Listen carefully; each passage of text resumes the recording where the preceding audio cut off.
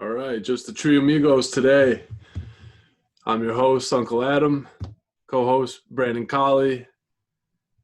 Got my guy, the Inn Keeper. Got some Goonery coming your way. What's going on, guys? Not much. Sports is back. Sports is back. What's everyone watching? I feel like I say the same thing with every intro to the show, but I it know feels so damn good. That's why you kind of screwed up the intro there. I gotta get it written down. I'm no actor here. I can't it's all memorize good. my lines. Never But happens. but yeah, in terms of what I'm watching, a lot of basketball. Like I've been engaged with the playoffs and NBA Twitter, of course, that's overreacting to the Blazers winning and the Magic being the Bucks and Clippers losing last night to the Mavericks. Just watching everyone just overreacting and whatnot. While it can be a little bit irritating, it's pretty entertaining because that just tells you basketball is back just with toxicity on Twitter. So I don't really mind it.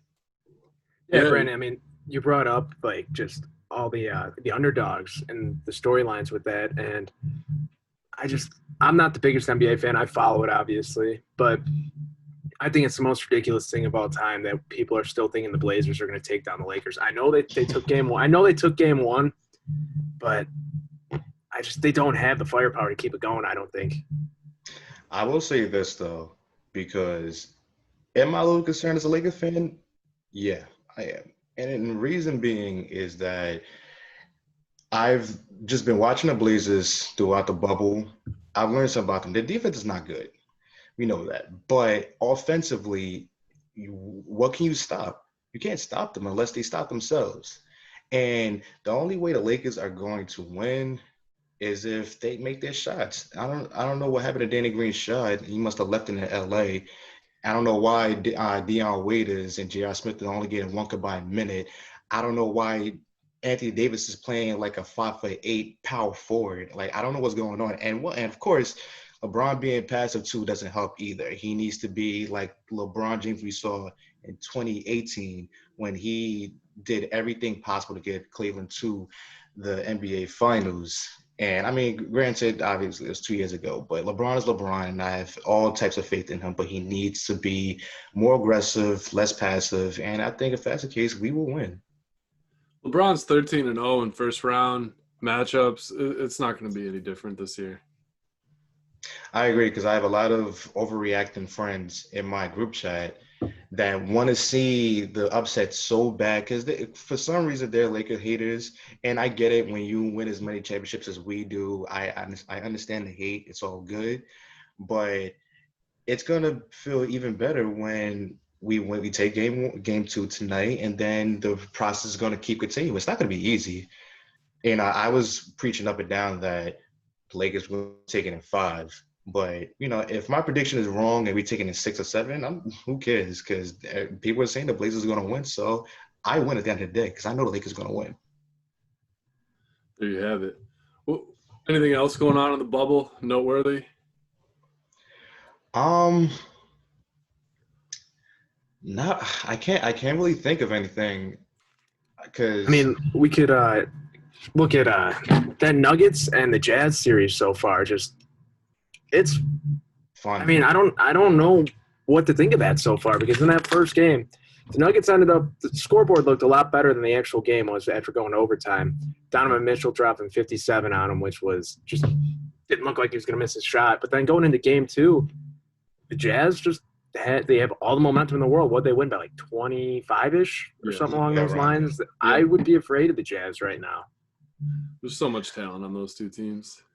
a lot, and it's that I think this is the one series you could say you could flip a coin on. I think going into maybe the Pacers and Heat, you could say that was a flip a coin, but I think you're just seeing that the Heat have a lot more talent that people are giving credit for. And speaking of people in the bubble that a lot of people are actually now starting to talk about, Duncan Robinson is just filthy. He went 7 of 8 from 3-pointers, and he tied the record for the most 3-pointers in a playoff series, in a single game playoff series with Mike Miller.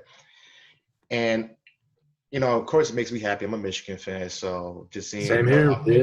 seeing a Michigan fan do good, it'll always warm my heart. But the fact that they have him contributing, and you're not even talking about Jimmy Butler, you're not even talking about Bam Adebayo, you're not talking about Tyler Hero.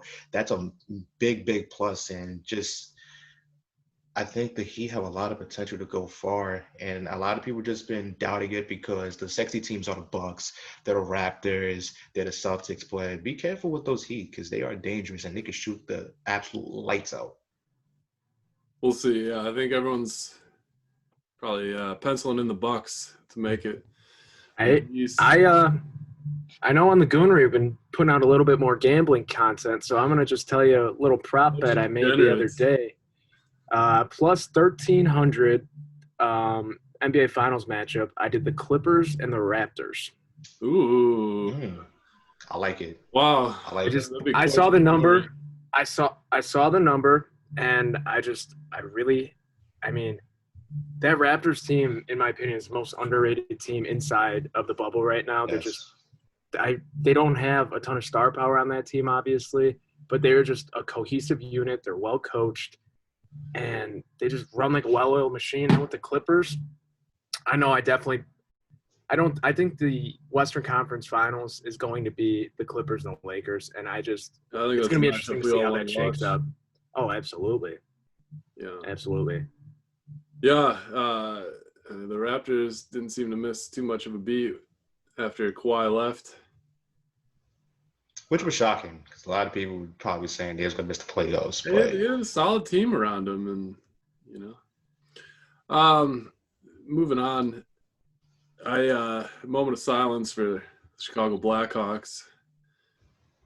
Thought they put up a hell of a fight, but just a little outmatched against them. Vegas Golden Knights. They fought hard. It's a young team. Be interesting to see what they can do next year. If their window's running out.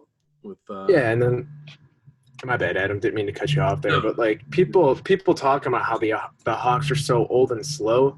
They were the youngest team in the NHL bubble. So Kirby Doc's only going to keep on getting better, and I'm still looking forward to the future. Yeah, they got a bunch of forwards. They got the offense is there. Patrick Kane's just a monster. Defense, a little lacking there. I think they traded away a guy mid-season. Crawford, I mean, he's good, but needs a little defensive help around him. I think that was your story there. But yeah, I mean, it was fun to watch. 10 games or so, 9-10 games. So, Adam, would you have preferred the Hawks did not make it to the playoffs and had that chance at the first overall pick with the draft lottery obviously being rigged with the big market team and the Rangers taking it? But no. That team, they got talent. I mean, they took it to Vegas, just a little outmatched there. They beat Edmonton. They beat the best two players in hockey. I think the experience for a window that's closing over, getting in that draft lottery and, getting some guy who's probably not going to be ready for a couple of years anyway. I completely agree with you. Happy to watch your opinions on that. Yeah. What are you watching or looking forward to? Right now, I've just been I moved back in school, and I've just been no responsibility aside from working a few hours each day, and I've been gambling my dick off on just about everything that's been on TV. Yeah. And, I mean, my White Sox are rolling 5 in a row. I can't complain. I will complain about them real quick, though. After Dane Dunning made his debut last night against the Tigers, threw a good 4 1/3. Probably could have kept going. The pitch count was rising up there a little bit, but he looked good. His curveball looked big league ready. And my biggest takeaway from that was in the post-game interview, we did not lose the Fernando Tatis Jr. trade by getting James Shields because James Shields taught him his curveball grip. That's a good point. I'll take a curveball grip over the most electric player in baseball. Why not? For our fans that aren't familiar with that trade, you want to break it down real quick? Yeah. When the White Sox were still in refusal that we needed to enter a full-fledged rebuild. This was about the first year of that, but we were still trying. We need another guy to eat innings, and James Shields at that point in his career, this guy had been consistently throwing 200-plus innings a year. Great pitcher in his day, was the ace of the Royals team that went to a World Series. But at that point, we traded a 17-year-old Fernando Tatis Jr., I believe, who at that point was considered a nobody, but the Padres obviously saw something in him. And now he is making people cry, and I love it. Like I gotta talk about that. I Yeah, can't we'll cheer talk against about that in a Fernando. second. I can't cheer against Fernando Tatis Jr. One, if we didn't have Tim Anderson on the Chicago White Sox, it'd be a lot tougher pill to swallow, because I think those two are two of the most top 5 most electric players in Major League Baseball easily.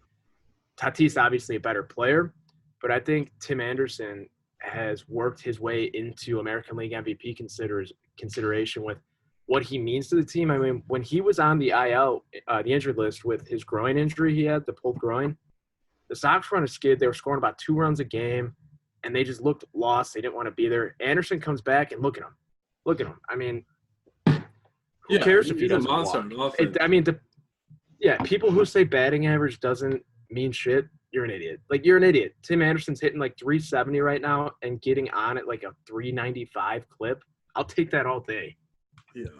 Yeah. I mean, what are you gonna do? I think the Sox will be fine without Tatis, but from what I've heard, everyone's all in on Tatis, being the best player in ball right now, besides not named Mike Trout. Even given the Trout problem is money. Yeah. The problem is with Major League Baseball, they're not going to market them. They don't know to market their young, exciting stars, and they wonder why the demographic just continues to get older and older and shoot themselves in the fucking foot. Yeah. Yeah, no, it's been fun to watch the Sox playing. I mean, fun to watch the Cubs too. Both those teams are just electric with the bat right now. Big weekend though. Sox Cubs. It's going to be interesting. Yeah. Going to be really interesting. Yeah. What's everyone's prediction, real quick? Let's run through. Brandon, Brandon, you're the outsider in this situation, being the Cardinals fan. What do you like? Just your perspective, Sox Cubs, and your Cardinals too, because coming back from playing a bunch of doubleheaders, how do you feel about that? Right. So I was not really surprised with the Cardinals over the weekend, over the past couple of the games with the Cubs, and it was kind of the things I expected. Just an offense that is very, very hot and cold. Goldschmidt's the only real threat. I've seen Dexter Fowler come through. He's played better, because spring training he was dreadful. We brought up Dylan Carlson, and I'm trying my absolute hardest to be patient with him, but he's going to get it together, because he still needs to adjust to MLB pitching, but I do think he's not ready.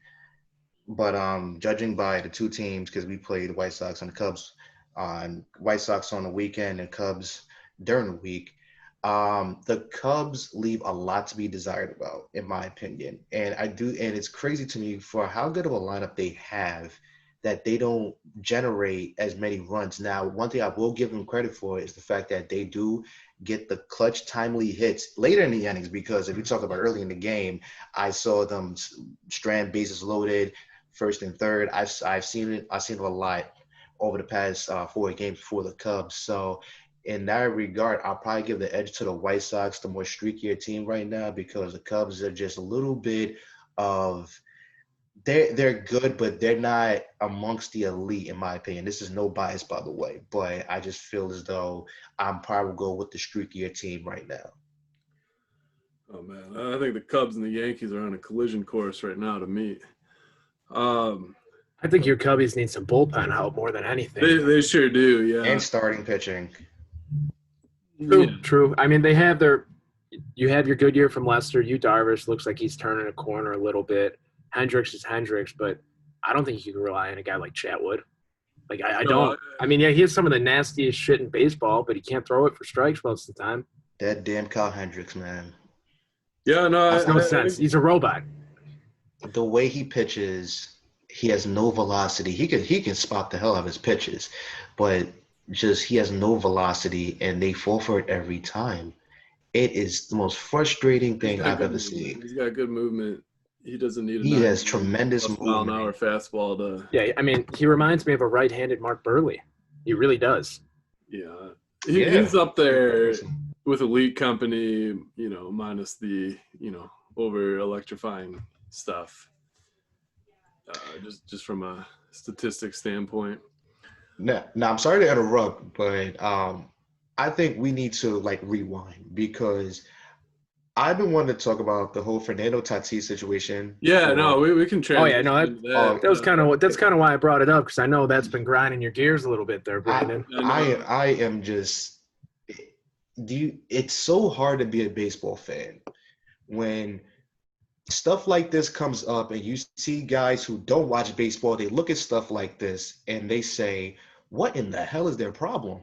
Why are they getting so upset over someone hitting a grand slam 3-0? Now, granted, he did ignore a sign to take, but whatever. Ignore or He's a missed. young kid. Let him. It's gonna happen.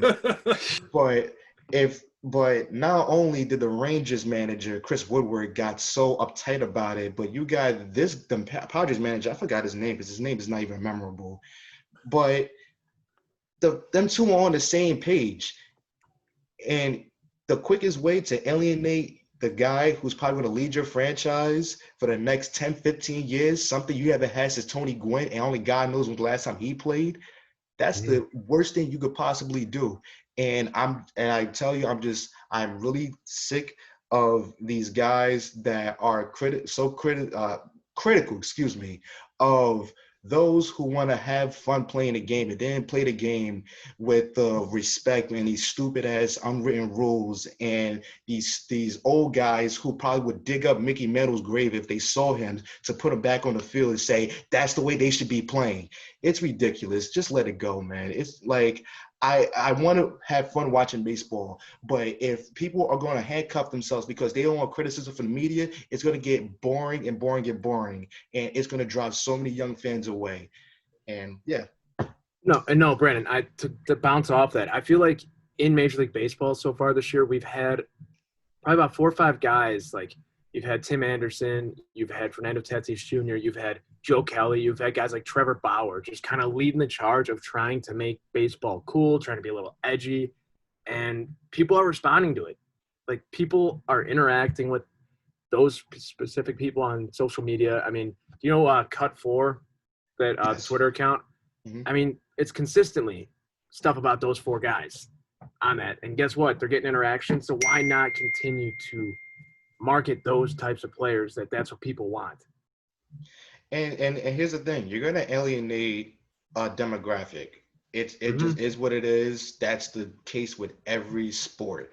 Do you think that a lot of older people want to see people kneeling during the national anthem during basketball games? No, they don't. But you know what?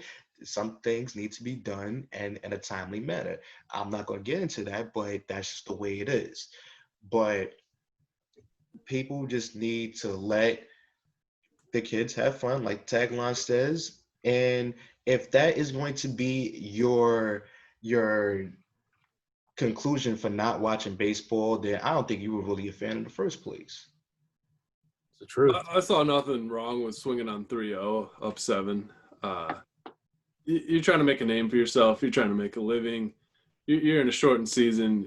You need all the stats you can get this year. You're already missing out on so many. And not only that, 2 things. One, stats, that's number 1, because Tatis is killing it right now. Yeah. But number 2, if I'm a manager, I'm going to make sure that I put my foot on every team's neck, because baseball is a crazy-ass game, and anyone can make a comeback. I don't give a damn what. Yeah, up 7's not that much in baseball. And, like, It's look what's not. been happening to the Giants. How many leads have they blown late in games the past few weeks where people are now, like, formulating conspiracy theories that they're, like, blowing games on purpose? And it's dumb. It's dumb. And I understand why people are upset. I don't understand. But, like, if this was to happen in, like, let's say a high school or a college situation where those programs are trying to preserve their image, I can understand where people could get upset by that. It's professional fucking But when sport. you're making It's millions of professional dollars, sport. millions of fucking dollars. Why not go out there and ball out? Why not? Yeah. Seeing people take it easy is not a way to grow the sport, especially at the professional level. The only thing I saw that was absolute goonery was throwing the next pitch behind. And somehow Whoever that it was. got no type of attention Nope. whatsoever. Yeah. Where is our morals going to lie? A guy hitting a home run, Yeah. that's what's going to push Yeah. out. Unwritten rules of baseball. Now great. poetic justice last night with Machado hitting the walk-off grand slam Yeah. after getting thrown at. Mm-hmm. Yeah. Good for him. Thank you. Oh yeah. Man, if I was Tatis, I would not apologize. I'll tell everybody to kick rocks. I'm here to have fun. Yeah. I think we need more of that, right? I'm tired of these old unwritten rules, and I don't know. Happy blasted that meatball. Don't throw him a meatball if you don't want him to hit a grand slam on 3-0, okay? Simple as that. That was the most little league shit I've ever seen. 3-0, just throw it over the plate because at that age you're told to not swing at 3-0. And it's just you expect the hottest player in professional baseball, Major League Baseball, to not swing at that. Mm-hmm. From a statistic infuriating. standpoint. Yeah. Well, I think we all agree. Yeah, that's I can't believe that's such a big story. But I mean, baseball, needs something to talk about in between pitches.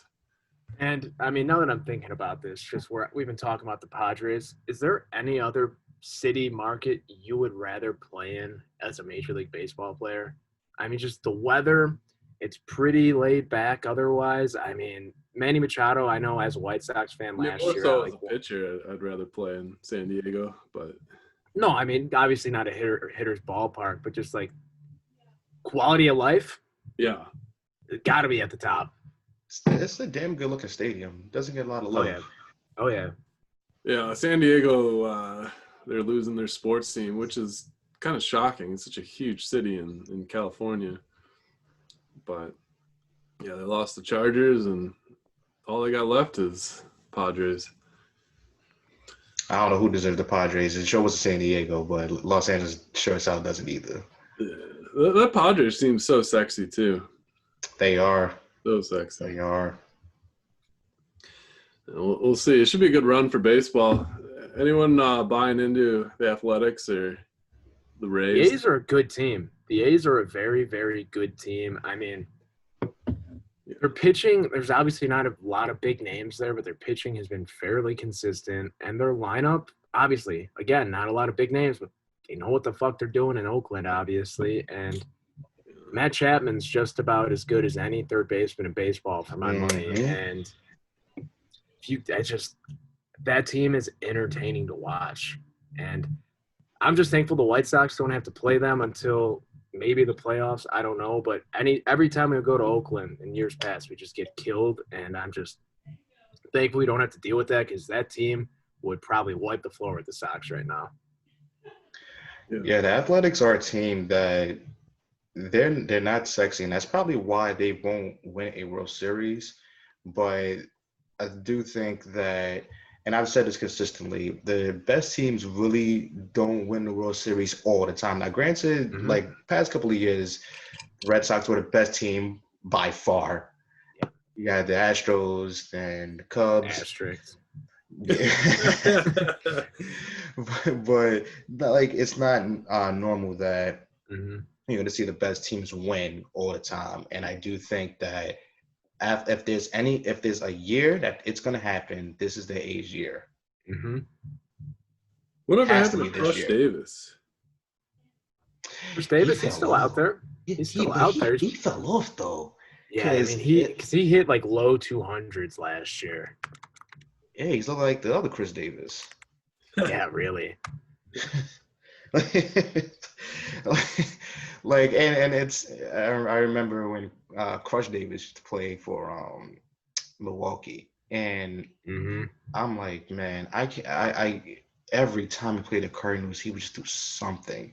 He's like Colin Moran on the Pirates. Every time they come to St. Louis, it's always something. And I'm glad we don't have to see him for another 2 years, probably. It's just too much. Yeah.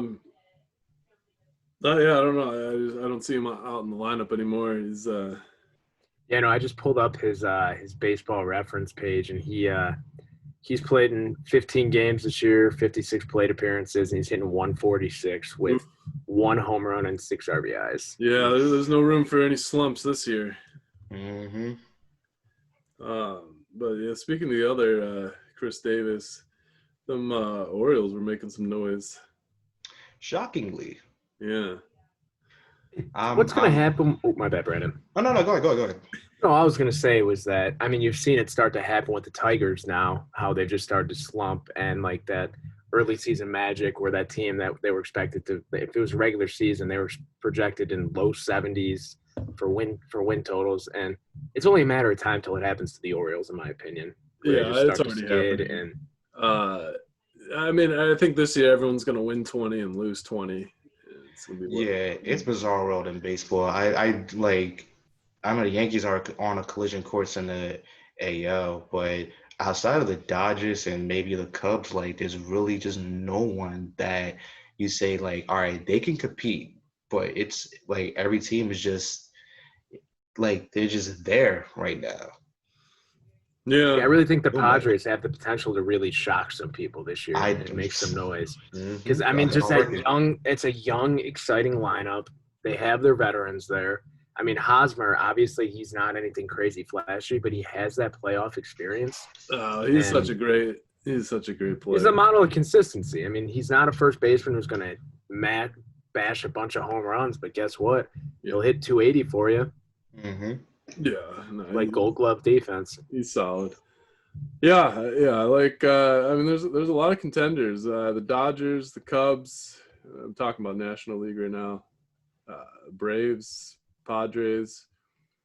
But then it kind of trails off a little bit. Yeah, badly. And then in the American League, I mean, you get your Oakland, your Tampa Bay. You know, the Yankees are obviously in a league of their own up there. Yeah, Yankees. Win. I tell you, the Rays obviously. The Rays are. The Rays are a team to watch because I don't know if y'all see, but do y'all see how many players for the Yankees are injured right now? Mm-hmm. It's getting scary. Yeah, very, very scary. And it's like every year, but they seem to like figure it out. But you just wonder if like that will be a continual thing going forward. Yeah. Are they missing? Looks like Judge is out of the lineup recently. Yeah, and Judge is out. LeMahieu, I don't see Stanton, Britton. Like they're ravaged right now. The injury bug is hitting them like it's hitting the White Sox this year. Yeah. Who's injured on the Sox? Aaron Bummer's out right now. Luis Roberts day-to-day with a hand injury. We have Nick Madrigal, who separated his shoulder a couple weeks ago. Yeah, I was wondering what happened to him. Expected back by the end of the month. But Danny Mendick, he's a guy who, in the minor leagues, he's always known for his glove. He's always very decent in the minors. He was like projected as just a role player on big league roster, but he's been playing like phenomenal since he's been getting these everyday jobs at second base. And I really think he's like forced a situation where if the Sox are in a situation where they need to deal for a pitcher, which Rick Hahn, general manager, came out and said the other day that we're leaving every option open right now. I don't think they would really have a problem dealing Madrigal at this point, the first round pick from a couple years ago. And I would much rather deal him than Andrew Vaughn. So we'll see. Yeah. Do they have any prospects they could deal? I mean, it's like Vaughn right now, who is projected. He was, when he came out, when he was drafted last year, he was like called the best college hitter since Chris Bryant. So that's not a guy I necessarily want to let go. And especially since I do not think we'll bring Edwin Encarnacion back next year. So I think it'll be Abreu DHing and Vaughn at first base. And Vaughn during spring training and as well as the summer camp and the inter-squad games, he was mashing against big league pitching. And Lucas Giolito said something along the lines of calling him a fucking freak behind at the plate. So it's only a matter of time till he's on the south side making an impact. So I don't want to deal him, but if there was a situation where I know the Indians right now are like just imploding because of Plesac and Clevenger going out when they were in Chicago, potentially exposing Terry Francona and Carrasco, who are both cancer survivors, to the coronavirus, which is fucked up. But you think that they have a little bit of foresight to not do that. But if the Indians don't want them on the team, I don't know what the price would be, but if someone told me we had to trade Vaughn for Clevenger, I think the White Sox should have a hard time saying no to that. Yeah, I'm always down to trade a top prospect for a known producer. And as much as like he looked great in big league camp and spring training, and just like Clevenger's a proven entity, and I would much rather have a top of the end rotation arm, which the Sox desperately need right now. Yeah, but we'll see. We'll see.